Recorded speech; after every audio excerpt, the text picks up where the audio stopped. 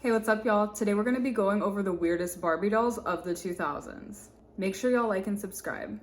So the first one that we're all thinking, like, why was Oreo Barbie made? Like, damn, ma, is it that serious? Like, I get it, they were trying to get that check from Oreo or whoever makes Oreos, but I just feel like there's certain things that are not appropriate, and they should have looked into urbandictionary.com before they just went over here and made an Oreo Barbie. Like, it was never that serious. It was never that serious. Up next, we have possibly one of the ugliest Barbies I've ever seen. Like, at least the other ones were cute, but why do we need a George Washington Barbie? Like, who stands George Washington like that quickly? At such a young age, like, why George Washington, first of all?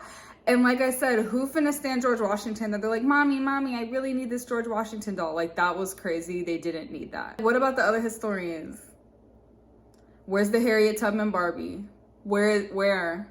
And coming in at number 3, we have the shoe obsession Barbie. Literally so ugly. It looks like one of those nets you throw outside to catch a whole bunch of fish for dinner or some shit. Like, why it look like that? Like a fisherman's net.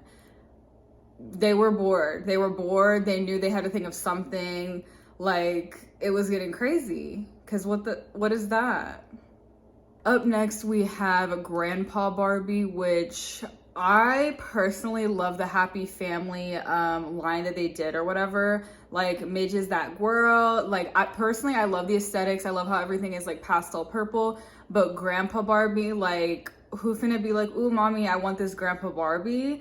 I get it to a certain extent, like if someone's grandfather passed away or something and the little girl wanted like a grandfather Barbie, but like, can't you just buy one off the shelf? Like, why grandpa gotta have his own like time to shine? Like, let's focus on Midge and Midge maybe father, or maybe another like kid that Midge has. Like, why does it have to be grandpa in his own box? Like, how many people actually bought that one? I'm just curious. Another really scary one that reminds me of Cats the movie is the lounge kitty era. Like, why would they even do that? This is not Halloween, so why y'all doing a human and animal crossover thing? This is not Hercules. This is not half human, half animal. So I'm gonna need them to come correct when they trying to recreate Barbie in different ways. I just feel like a cat version of her was unnecessary. No. And finally, the last one. I had no idea if I wanted to put this one on there or not, because I was like, okay, people are tripping. This one wasn't that bad. But why does she have a dog that poops, but you press the tail to make it poop? Like, I was like, oh, okay, it's one of those dolls, how, you know, you have those little baby dolls and you feed it some water and then it boo-boos on itself and it teaches the child to like change a baby diaper, which that's a whole nother story for a whole nother day.